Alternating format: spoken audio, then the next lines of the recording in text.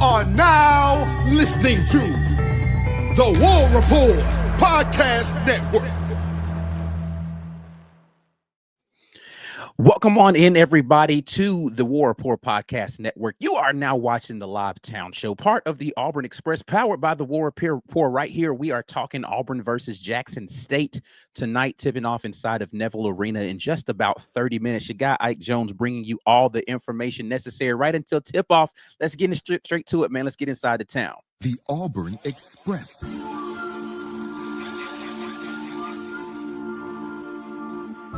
You are now listening to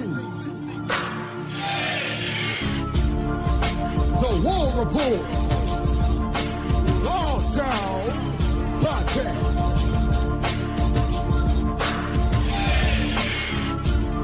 with your boy Ike Jones.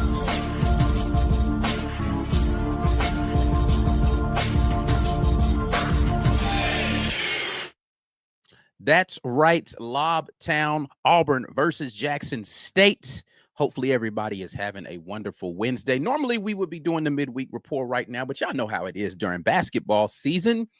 Sometimes we got to make sure that we are feeding the people who love basketball. Like myself, I am an avid basketball watcher, so I am going to be tuned in to the Auburn Tigers taking on the Jackson State Tigers inside of Neville Arena. Again, that game tips off here in just about 30 minutes, so make sure that you guys are locked in. Green Name Gang. Yes, we will be doing a watch along today with your boy, so make sure that y'all are tapped in right here. We'll probably do that in a separate stream, but we are going to be doing watch along tonight, so tap in here with me and we'll take a look at this game together. It's going to be an interesting game. The question on everyone's mind, if you are following Auburn basketball for tonight, is how is this team going to look, particularly on the offensive end and in the paint as far as rebounding, without leading scorer Keyshawn Hall? Keyshawn Hall is not going to be playing, or he's probably not going to play at all. He might be available or something like that, but he is likely not even going to dress out for this game. They're going to try to keep him away from a basketball tonight. How are they going to be able to play in this game without him? Now, should Auburn be able to win this game without the services of one Keyshawn Hall? Absolutely. But thus far during the season, they haven't had to figure out what that rotation looks like. Now, luckily, they will still have Murphy out there. And so you are going to get a little bit of your size back on the interior, but you're going to be losing a dynamic scorer, three-level scorer, a guy who's getting to the free throw line consistently, getting other teams in foul trouble, all of the things necessary to be dominant, particularly against a team that is coming from in a situation where you're supposed to win. How is your team supposed to look without that go-to score just to be able to go and get buckets? That is the question on everyone's mind. Let's take a look at these two teams head-to-head. When you take a look at kind of the comparisons between the two teams, the story says Auburn's supposed to win this game, right? ESPN Matchup Predictor says Auburn's supposed to win, 99% chance. Auburn scoring almost 90 points per game. In fact, other than the Houston game, Auburn has scored 90 points in every other matchup so far this season, only giving up 70 points per game and shooting 47%, 72% from the free throw line, which is not great. That's just below the national average. 3-point percentage, not great, 29%. Rebounding, they've been dominant, but again, you're missing one of your better rebounders out there. Assist 14 per game, that's pretty good. Blocks per game, 5. Hopefully you'll see some more Emeka Oporum tonight. I'm definitely looking forward to that. And 8.3 steals per game, as opposed to Jackson State, coached by the great Mo Williams out there. They haven't gotten a win yet this season, but they are a team that's going to be competitive. 58.7% from the field, or 58.7 points per game they are averaging. Not a ton of points, right? Like, they're not scoring a lot of points, but they have played a gauntlet of a schedule so far. They have gone against the likes of Louisville already and Illinois, all on the road. So they haven't won any games, but they have played some tough matchups so far. Hopefully Auburn can stay in the vein of the other teams in the Power Four that have played against this team and get a big win. They're giving up 95.7 points per game, so they're definitely allowing teams to score. This is an up and down tempo team. They're going to take quick shots. They're going to get out in transition. They're going to try to do all the things necessary to speed this tempo up. Only shooting 33% from the field. I wouldn't say they take particularly great shots. So hopefully Auburn is just able to get back in defense and limit them to one shot opportunity. 76.1% from the free throw line, which is a decent percentage to shoot as a team. Not shooting well from the 3-point line. Again, I do think that they take a lot of bad shots. But if they start falling, then watch out. Only 28.3 rebounds per game. This is a game where Auburn, from a size perspective, should be able to handle the size that Jackson State's going to bring to you. But again, missing one of the key pieces to be able to dominate in that fashion. Only 8.3 assists per game. A lot of one-on-one situations happening with them when you watch them on film. So hopefully Auburn can play good defense and keep their man in front of them. It's one of the things that Coach Stephen Pearl talked about. If you're going to defend well, then I'm going to play you more minutes. 3 blocks per game. Not a lot of size. Not a lot of shot blocking happening there. 9 steals per game. So they are out there thieving a little bit, though. So again, this is a matchup that Auburn needs to take seriously, especially considering you don't have your leading scorer in the game. And so who's going to pick up the slack for Auburn in this game is, again, the essential question that we want to ask when looking at this one. When you take a look at this Jackson State team,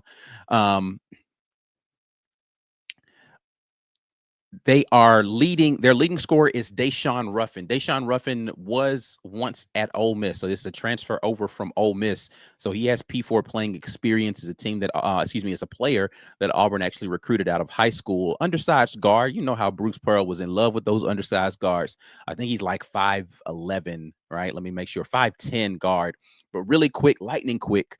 Finishes well amongst the trees, got a good medium range shot, but definitely a guy who likes to get downhill. So Auburn's going to have to, this is going to be a good guard matchup between Tahad Pettiford and Deshaun Ruffin in this one. And then when you get to the backcourt and the backup point guard situation, Auburn's going to have to figure out how to make sure, Tahad doesn't play 40 minutes tonight to rescue them offensively. Can you get some quality guard play from your backup, right? And so Auburn's going to be looking to try to do that in this game. The other guy that's really putting up buckets for them is Jamie Miller.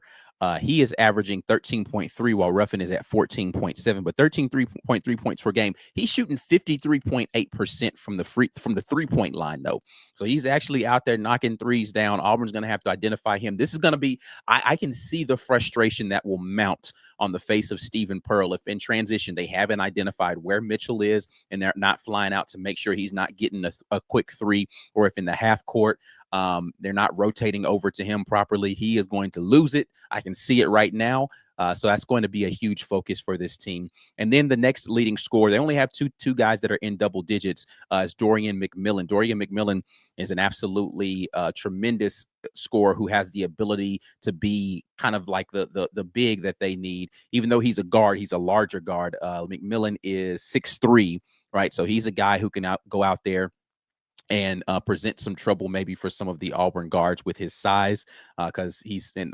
Mitchell is 6'5", right? So I'm looking forward to seeing the matchup to Tahad Pettiford versus Ruffin, and then when you get into like the Elijah Freemans versus Mitchell, right? Like that's going to be the interesting matchups that we could see play out there in this game, and I think the other big thing for this team, considering by most accounts, it lost them the game versus Houston, is how well is Auburn going to be able to shoot free throws? This is the team that has been getting to the free throw line pretty consistently, have not been knocking them down consistently. Can Auburn be better from the free throw line in this game to be able to make sure that they're taking advantage of the opportunities that they get from all of the effort that they're putting out there, right? This is a team. It's going to run around. They're going to fly around. The defense has steadily improved from game to game. Still not at championship level defense, because you have too many instances where you've got like just complete lapses on defense and easy buckets being given up. But I saw a more consistent team every game from that first game, right? So this is a team in Jackson State, and they talked about this in the pregame presser, that is picked to finish second in their league to Bethune-Cookman. right? The team that Auburn played and had to go to overtime with in their opener. Jackson State's probably coming in with a lot of confidence saying, hey, Bethune-Cookman almost got these guys, and we feel like we can go in there and we can steal a game. I think their fans are feeling energized by what they saw from Bethune-Cookman. There's a lot of people who feel like the disparity in the whistle was the reason why Auburn won that game. Bethune-Cookman had like a crazy tech that they got in that game because somebody had the wrong jersey on, and that gave Auburn additional free throws, and that game went to overtime. If it not been for those free throws, would that game have even gone to overtime, right? So there are people who are amongst those who support Jackson State who feel as if this is an opportunity for an upset here.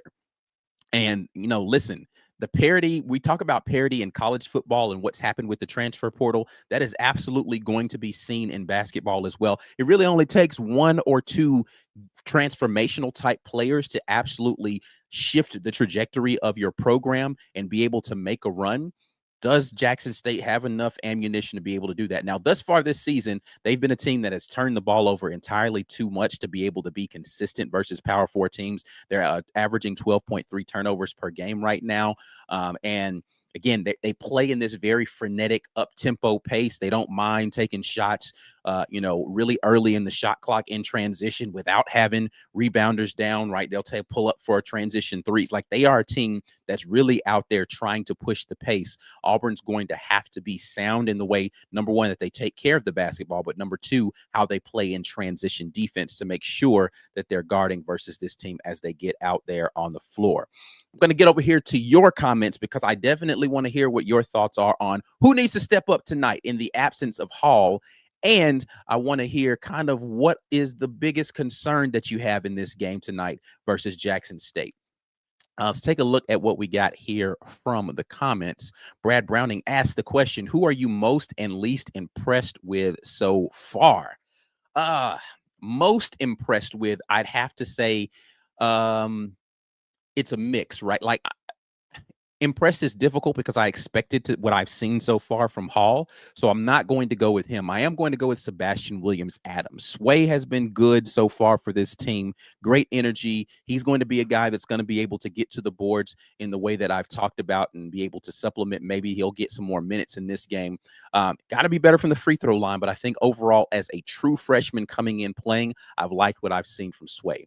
Least impressed with, this is no surprise for anybody who has been watching me talk about this basketball team. I have been disappointed so far in what I've seen from Filip Jovic. He's been a guy who has moments. He's got a lot of really great energy when he's out there, but he does seem to be a bit lost and a bit clumsy with the ball in his hand. Not consistent on the defensive end as far as what his assignment is supposed to be, not really looking like he's sure of himself about what he's supposed to be doing in the half court sometimes. So I need to see Filip Jovic play better in this game for sure. So those are the two that I will go with. I'll add Elijah Freeman in, though, as another guy who I've really loved the way that he's played so far this season.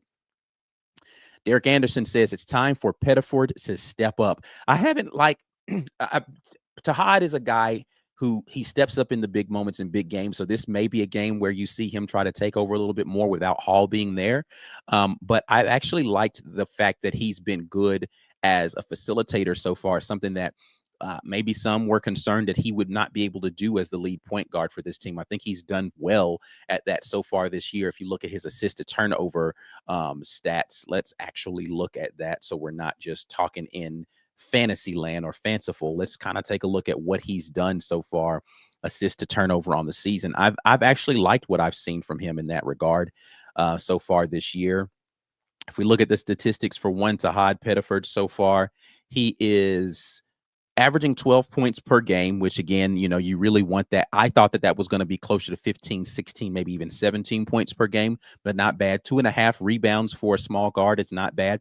3 assists per game to 1.5 turnovers per game. So 3 to 1.5 is okay, right? I really would love to see, as a guy who's going to be a ball dominant point guard with the ball in his hands that much, for that number to be closer to 4 or 5 to 1.5. if you're going to talk about elite categories, and it's going to get closer to 7 or 8. But because he is more of a scoring guard, I think that that's a decent amount of assist to turnovers. Really would love to see that number to be closer to 1 on the turnovers, and that 3.5 to stay where it is. I think he would be in a sweet spot there. Steals per game, he's averaging 1.5 steals. He's averaging 0.3 blocks per game, but he's not going to get a lot of blocks. 28.9% from the field and the 22.6 from 3 points is where he's got to improve. I don't think he takes great shots right now. You saw him in rhythm a little bit better versus Houston. He's not a guy who has to function off of the swing of the basketball. He can take threes off of the bounce, but I think he's been a little off of his rhythm and taking some shots that frankly just aren't good shots, right? Like just random pull-up threes as opposed to stuff that's he's flowing through and getting to a step back and a really good rhythm bounce and all those sort of things that really that his pace allows him to do. I think he needs to be better about that. And then finishing in the lane more consistently, getting downhill and being able to finish in the lane more consistently is something he needs to be able to do, because that's going to be the stuff that allows him to have an NBA career. Let's see here. Harold says that he is hoping for better free throws this game. I think all Auburn fans are.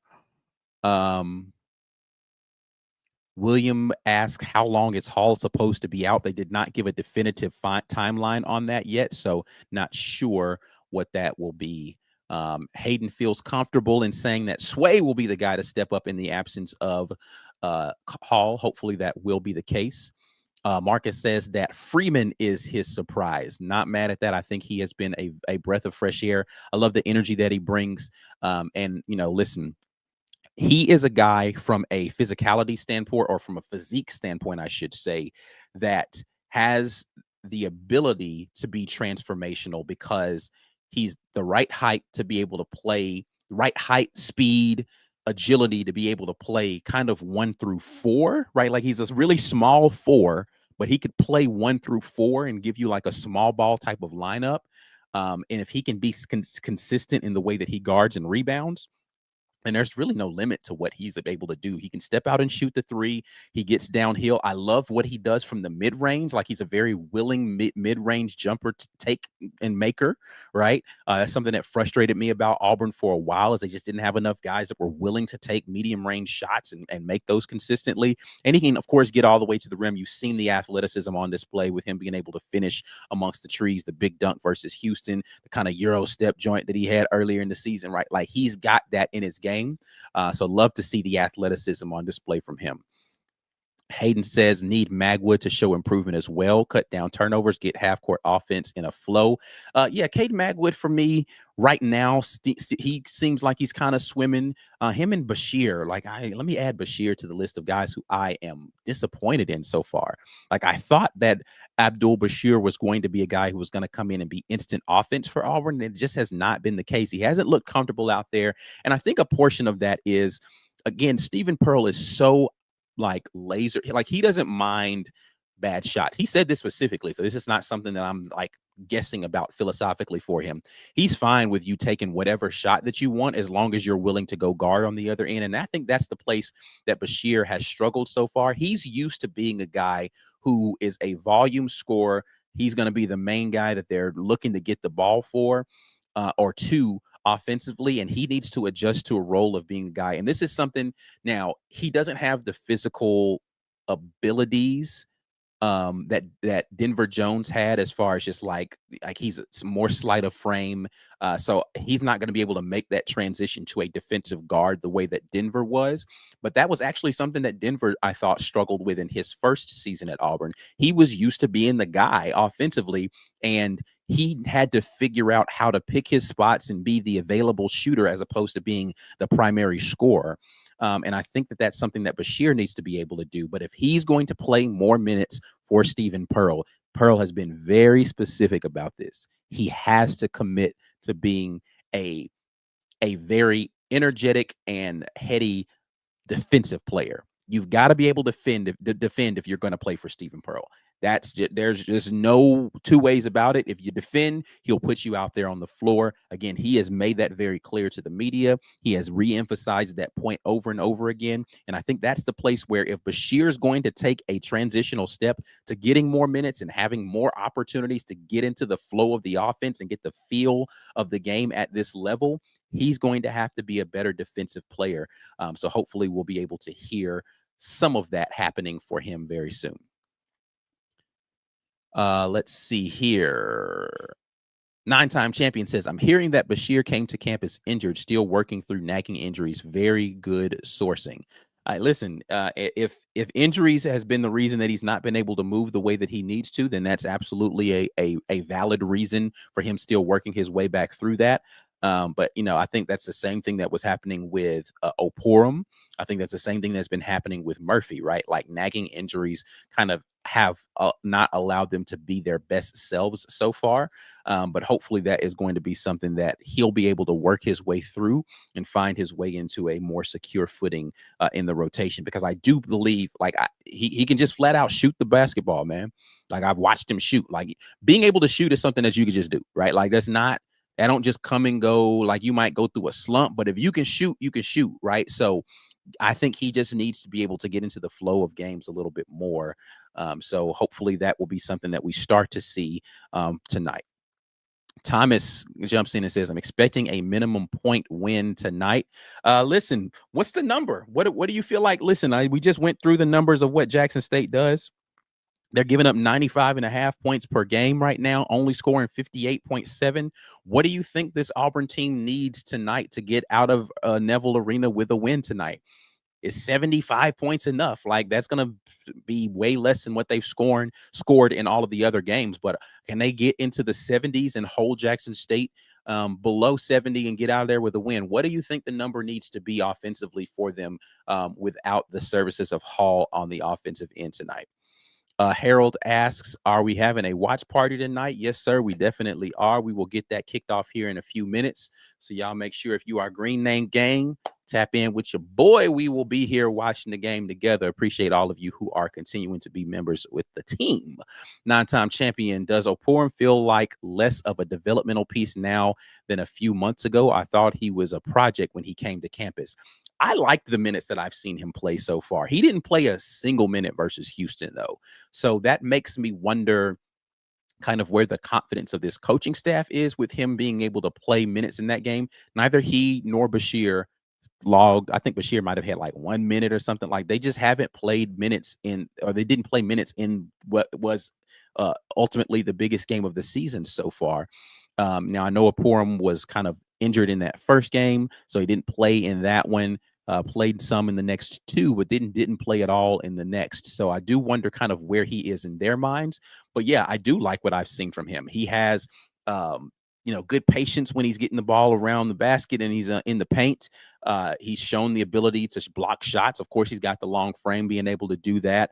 He can step out and shoot a little bit. Shoots free throw. His free throw stroke looks good. Like I like a lot of what I see from him. So the question is probably, I think, a physicality thing. Is he able to match up physically with some of these front court players that he's going to be seeing here? And this is going to start to ratchet up after this week, right? They're making the Vegas trip starting out here on Monday.